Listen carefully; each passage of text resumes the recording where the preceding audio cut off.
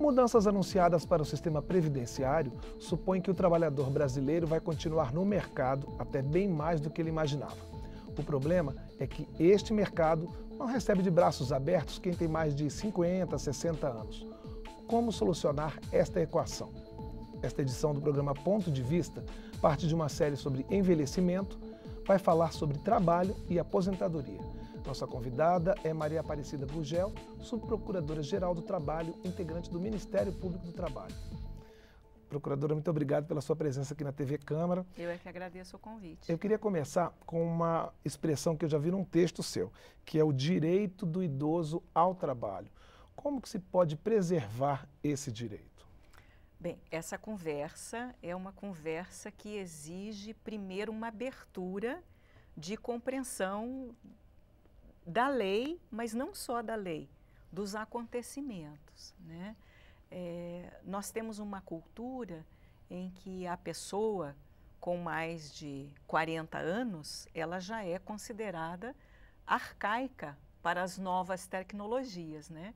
Então, imaginemos um trabalhador com 60 anos, com 65 anos ou com 70 anos, como já está fixado para o serviço público, né? O que nós devemos esperar deste trabalhador? O que nós devemos esperar deste empregador, né? Seja ele na administração pública, esteja ele nas empresas privadas, né? Então, eu diria que nós temos que fazer um rebuliço, né? Na compreensão de quem é esta pessoa. Por que é que ela deve permanecer no trabalho por mais tempo, né? E como mantê-la nesse trabalho sem o preconceito, porque nós vivemos numa sociedade muito preconceituosa em relação à idade, né? Como mantê-la ativa e produtiva no desempenho das suas atividades, sem o preconceito de ser uma pessoa com mais de 50, com mais de 60 anos, né? Agora, é uma desvalorização da própria experiência profissional, né? Porque, assim, eu lembro que antigamente, os mais velhos, quando eu comecei a trabalhar, por exemplo, em jornalismo, a gente via os jornalistas mais velhos como um depósito de experiência. A gente queria se aproximar deles, a gente queria aproveitar o que eles tinham a nos ensinar. Isso desapareceu, está fora de moda? Por que existe tanta essa discriminação, principalmente na iniciativa privada? Eu diria que a nossa sociedade, ela está naquele meio termo ainda, entre a compreensão do que é essa pessoa com mais idade, né, mais velha, neste convívio no trabalho, e um outro conceito que é aceitar-se a si própria como uma sociedade mais velha, né? Nós já não estamos mais no ranking da sociedade mais jovem do mundo, né? Nós já estamos perdendo esta juventude de uma sociedade jovem, né? Então, eu diria que nós estamos nesse limbo, nessa compreensão do que é ser efetivamente idoso, né? E aceitar esta condição não como uma pessoa individualmente, mas como uma coletividade, né? Como uma sociedade brasileira sendo uma sociedade mais velha. E para isso, as relações de trabalho, elas vão ter que se alterar, né? Por quê? Porque nós temos não só que compreender o trabalhador mais velho, num contrato de trabalho, por exemplo, ou nas relações de trabalho, como nós falamos, como o trabalhador jovem com obrigações com um pai idoso, ou uma mãe idosa, ou um avô idoso, de quem ele tenha a obrigação dos cuidados, né? Então, nós vamos enfrentar aqui, daqui para frente, novas situações. E para essas novas situações, nós vamos ter que criar novas compreensões, que a gente chama de, né, alteração da cultura, né? Em relação, por exemplo, ao trabalhador mais velho, que vai permanecer no mercado de trabalho, seja no privado, seja no público, que tipo de alteração a gente vai precisar fazer para receber esse trabalhador idoso, que tipo de alteração nas rotinas de trabalho, no relacionamento com os colegas, assim, o que a senhora acha que vai ter que mudar para poder a gente se adaptar, como a senhora falou, a essa nova característica da sociedade brasileira? Bom, primeiro é você romper com o preconceito, né? Nós temos que eliminar aquela pré-compreensão que temos, aquele preconceito que temos de que a pessoa, ao envelhecer, perde o dinamismo, perde a produtividade ou perde a vontade de se reciclar, né? Então, o primeiro corte a fazer eu diria que é o tripé do preconceito em relação à pessoa idosa, né? Então, primeiramente, é romper com isso. E criar, depois disso, criar condições nos diferentes setores produtivos da sociedade, nas empresas e mesmo no âmbito da administração pública, né? Mecanismos para você ter essa longevidade, compreender essa longevidade e manter com esta pessoa longeva no trabalho, né? Manter com esta pessoa ligações não só de trabalho, produtividade, mas também a ligação afetiva, né? A emocional. O que é que nos liga dentro do trabalho? Além das relações naturais do trabalho, as relações emocionais que você tem com seu colega jornalista, eu com o meu colega procurador, né? O respeito pelo acúmulo de conhecimento que ele tem, né? Aquilo que você falou, olha, nós nos agarrávamos ao jornalista sênior, né? Para poder extrair dele todo o conhecimento que ele tinha, né? Parece que nós fomos perdendo essa compreensão, né? Do que é você ter um trabalhador numa empresa com assim, um acúmulo de conhecimento. É bem verdade que ao envelhecer, nós também nos tornamos mais dispendiosos, né? Mais caros para o patrão, mais caros para o administrador público, não é? Mas ela precisa ser, essa onerosidade, digamos assim, ela é compensada por aquilo que sabemos. Precisa ser visto como investimento. É óbvio, precisa ser visto sempre como investimento e não como ônus, né? Então, você, por exemplo, colocar dentro de uma empresa um trabalhador sênior com trabalhadores jovens, ora, a tendência do trabalhador jovem é aprender com esse trabalhador mais velho, né? Então, é esse jogo social, né, empresarial e dentro da administração pública que nós vamos ter que aprender a jogar, aprender a fazer, né? E se você me permitir, eu gostaria de introduzir uma figura extremamente importante quando você fala da relação trabalhador-empregador, que é o sindicato, né? O sindicato profissional e o sindicato patronal. Eles precisam começar a elaborar e a discutir essa permanência, essa longevidade do trabalhador nas relações de trabalho, né? Então, construir mecanismos, negociar cláusulas que venha a atender o patrão e o empregado mais velho, né? Mas pensando nessa coletividade aí com diferentes idades, né? Então, é algo a ser explorado ainda pela comunidade, né, trabalhista, digamos assim. A gente está falando até agora no trabalho formal.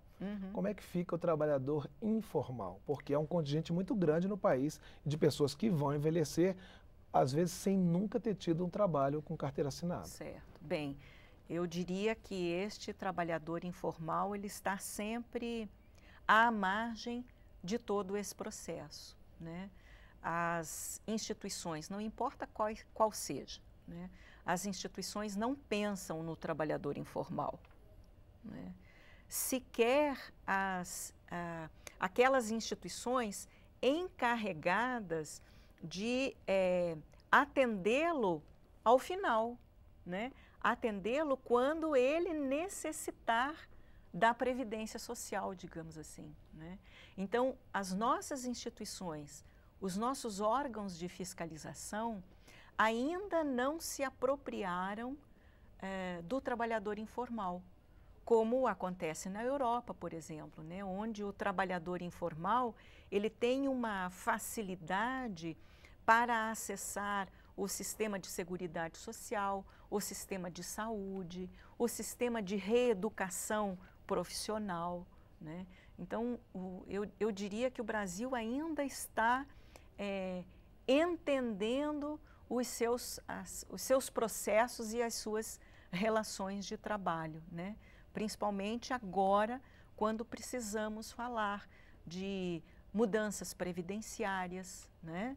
Para atender esse acúmulo de pessoas que agora estão vivendo mais e, obviamente, precisarão trabalhar mais, contribuir mais tempo e todos essas nuances, né, da Seguridade Social. A gente falou, tanto para o trabalhador formal quanto informal, acho que existe uma questão interessante que é para o trabalhador idoso, que é a questão da acessibilidade e da mobilidade. Uhum. O Brasil já está preocupado com isso ou ainda falta muito para a gente chegar num nível satisfatório? Olha, do ponto de vista legal, eu diria que a acessibilidade ela é bastante avançada no país, né?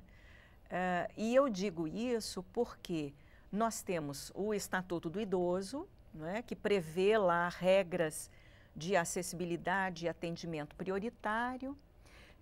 Nós temos leis de acessibilidade que também olham a pessoa idosa, né? E, recentemente, nós temos a Lei Brasileira de Inclusão, que trata da acessibilidade para as pessoas com deficiência e que aproveita, né, toda essa lei aproveita a pessoa idosa ou com mobilidade reduzida, né? Então, eu diria que, do ponto de vista legal, as nossas leis de acessibilidade são ótimas. O que nós precisamos daqui para frente é implementar as leis de acessibilidade, né, de maneira que todas as pessoas, estávamos falando, né, falei da Lei Brasileira de Inclusão da Pessoa com Deficiência, que se aplica à pessoa idosa porque ela tem naturalmente uma mobilidade reduzida. Então, se essas leis forem aplicadas em todos os domínios, né, o domínio da educação, o domínio do trabalho, o domínio do transporte público, da informação e da comunicação para aqueles que estão nos vendo, né? Imagino que a TV Câmara tenha a legenda oculta para a pessoa com deficiência auditiva, a Libras, né? Então, todos esses recursos, né, dessas leis a que me refiro, as leis de acessibilidade, aproveitam a pessoa idosa. Agora, não basta só a lei, nós precisamos ter um planejamento no âmbito das instituições, né, no âmbito governamental, principalmente, né, das administrações pública federal, estadual e municipal, para implementar estas leis, né? E aí sim podermos dizer que os prédios estão acessíveis. Por exemplo, quando nós andávamos pelo saguão, nós dois subimos uma escada, não é isso? Né? Digamos que eu fosse uma pessoa idosa e você outra pessoa idosa e que tivéssemos os nossos movimentos reduzidos. Muito provavelmente nós não subiríamos aquela escada, nós dependeríamos de um elevador ou de uma rampa de acesso, né? Então é nisso que as leis de acessibilidade são benéficas também para a pessoa idosa. Certo. Procuradora, a gente vai fazer um intervalo rápido. Daqui a pouco, a Subprocuradora-Geral do Trabalho, Maria Aparecida Gurgel, vai falar sobre aposentadoria. O ponto de vista volta já já.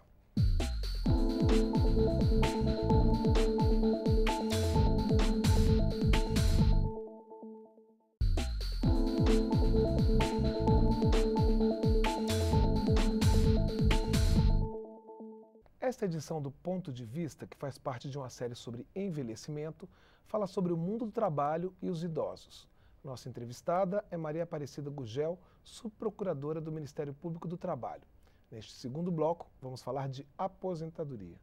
Procuradora, tem uma pesquisa que eu vi que mostra que 1/3 dos aposentados continua a trabalhar, ou porque precisa complementar a renda, ou porque precisa se manter ocupado, ou porque se precisa se sentir mais produtivo. Quais são os principais problemas que rondam essa questão da aposentadoria? Bem, eu acho que o principal fantasma da aposentadoria sempre são as alterações, né? Aquilo que não é conhecido, aquilo que ainda não chegou, né? Ou que pode alterar o meu direito à aposentadoria, né? E, de fato, dentro dessa compreensão do que é estar aposentado, todos dizem que nós só saberemos quando estivermos efetivamente aposentados, né? Antes é impossível, porque o nosso dia a dia, com o nosso trabalho, os nossos afazeres, não só de trabalho, mas os domésticos e tantos outros, né? Nós acabamos não pensando no que é aposentadoria. Mas o fato é que o estar aposentado e sob o guarda-chuva protetor da Seguridade Social é o que todos esperam, né? Mas esperam que seja de maneira a lhes manter a dignidade. Então, é isso o que cada cidadão espera ao se aposentar, o que o país, Brasil, deve dar a esses cidadãos é dignidade, né? Então, por que que as pessoas procuram, depois de aposentadas, um trabalho para complementar a renda? Na grande maioria, como você diz, da sua pesquisa, né? Da pesquisa que você informa, é para a complementação da renda, né? Então, são muitos, o valor desse benefício é pequeno, né? As conjunturas econômicas são adversas e ele precisa buscar esse complemento da renda, né? Poucos são aqueles privilegiados que se aposentam e podem permanecer trabalhando, não é? Ou buscar uma outra profissão para atender, digamos assim, aos seus anseios da juventude, né? Mas o fato é que a aposentadoria, ela é um tormento para todos, porque ninguém é preparado para a aposentadoria. As instituições, elas não estão preparadas hoje para atender a essa pessoa aspirante à aposentadoria. Como é que seria essa preparação, por exemplo? Que tipo de coisa que a gente deve se preocupar para não chegar lá na hora, como a senhora falou, e só descobrir na hora como é ser aposentado? Ela pode iniciar lá no tempo em que estiver trabalhando, né? Então, lembra que nós falamos do sindicato? Então, esse sindicato patronal, esse sindicato profissional, encontrar formas de preparar esse indivíduo para a aposentadoria, né? Seja para permanecer ocioso, que é o seu direito, né? Seja para, com um novo emprego, uma nova atividade para atender a sua vontade, que também é o seu direito, né? O fato é que esses mecanismos ainda não foram vivenciados, né? Nós temos uma ou outra iniciativa de empresas de determinados setores econômicos que já estão se preocupando com isso. Mas o fato é que nós temos uma dificuldade, primeiro, com este nosso sistema, atender a todos que adquirem o direito à aposentadoria, né? e para essa juventude que vem aí atrás e que um dia deverão aproveitar a aposentadoria, né? Recentemente, nós tivemos a alteração no âmbito da administração pública, né? A alteração da idade mínima para a aposentadoria, né? Foi uma discussão geral, né? Como aumentar de 60 ou 65 anos, mulher e homem, para 70 anos de idade, né? Por que que houve este aumento de idade? Ora, nós somos jovens, quase à beira da aposentadoria, né? E vamos viver mais. O Estado, ele poderá atender a todos, né? A esses milhões de, hoje, jovens, mas futuros aposentados. O Estado poderá atender a todos com dignidade? Né? Então, por isso, essa necessidade de nós compreendermos por que é necessário permanecer mais tempo trabalhando. O nosso modo de vida mudou, né? O nosso tempo, a nossa expectativa de vida mudou. Então, é justo que trabalhemos mais tempo, né? Porque também hoje começamos mais tarde a trabalhar. Né? Ninguém começa a trabalhar mais com 15 anos, exatamente. Como era antigamente você tinha crianças de 12, 14 anos no trabalho, né? Talvez fosse lá os nossos avós, os nossos pais já tiveram uma outra maneira, né? Mas os nossos avós, eles começaram a trabalhar muito cedo. Portanto, era digamos, aquela fotografia daquela sociedade daquela época, né? Hoje já é diferente. Então, hoje nós, porque estamos vivendo mais, a qualidade de vida é outra, né? A nossa longevidade foi alterada, então deveremos permanecer mais tempo trabalhando. Agora, se me permite também... Pode continuar. Este deixar de trabalhar é que deveria ser uma opção da pessoa, né? Nós deveríamos ter um marco legal dizendo, olha, até aqui você é obrigado a trabalhar. Daqui para frente, você trabalha se quiser, né? E você permanecer trabalhando. Então, a gente tem visto muito, né, em diferentes profissões, pessoas querendo continuar a trabalhar e não podendo por conta deste limite de idade, né? Então, também eu particularmente defendo que esse sair, né, para a aposentadoria deveria ser um ato espontâneo, né, e não obrigacional, né? Mas, claro, ele tem outros reflexos, né, que levam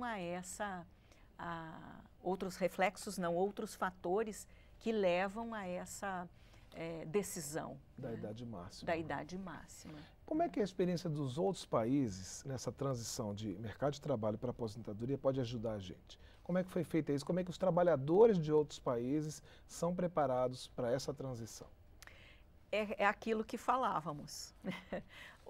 Eu acho que em outros países o movimento sindical, o movimento social, ele é mais apurado, ele se preocupa mais com este trabalhador, né? Então, ele busca outras soluções para preparar esse trabalhador, seja para permanecer no emprego por mais tempo, né?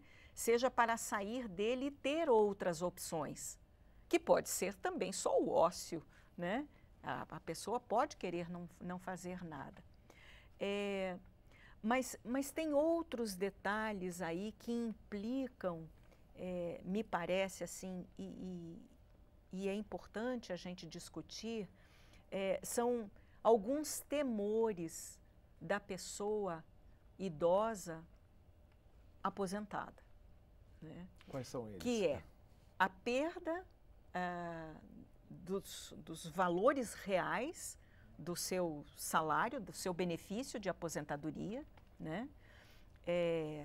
Via de regra, esses valores, claro, sofrem um corte considerável, né? Por conta do nosso sistema previdenciário, como é, né? São poucos os setores, as profissões que conseguem manter o valor real dos seus salários e quando você está aposentado os benefícios, né? Mas uma outra preocupação é aquela da pessoa idosa que passa a ter necessidade de maiores cuidados, né? Seja por conta da sua mobilidade, seja por conta da sua própria saúde. Então, os agravos do dia a dia vão refletir em agravos de saúde.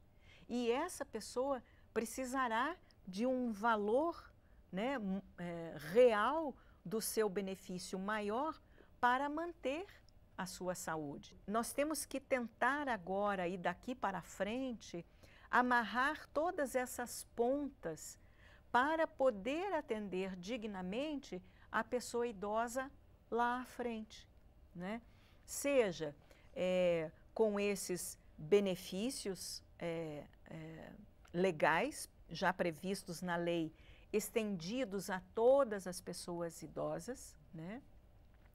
Seja aqueles outros que dizem respeito ao trabalhador jovem, né? O trabalhador jovem com obrigações de cuidados com uma pessoa idosa, seja da família ou um amigo que ele cuide, não é? Então, nós precisamos começar a pensar nestas diferenças e, do ponto de vista legal, suprir essas diferenças, mas, por outro lado, educar a nossa sociedade jovem e velha, idosa, né, para todas essas diferenças, né, que começamos a vivenciar. O nosso contingente de idosos agora é muito grande, né, mas daqui para 2050 será muito maior. Então, é nesse volume que precisamos pensar as nossas futuras leis, pensar as políticas nacionais para a pessoa idosa, né, em todos os domínios, em todas as áreas, inclusive a educação, porque a educação leva à reciclagem, leva à possibilidade de buscar um outro sonho, né, quem sabe um outro emprego, né? Então, todas essas facetas nós temos que começar a rever, né? E do ponto de vista legal, é certo que precisamos de leis claras que venham atender a um coletivo maior de pessoas idosas aposentadas, pessoas sob a proteção da Seguridade Social. Eu gostaria de agradecer à procuradora Maria Aparecida Gurgel pela sua participação aqui no programa Ponto de Vista. Muito obrigado. E obrigado a você, telespectador, pela audiência. Esta e outras edições do Ponto de Vista também estão na internet. O endereço é câmara.leg.br/ponto de vista. Até o próximo programa.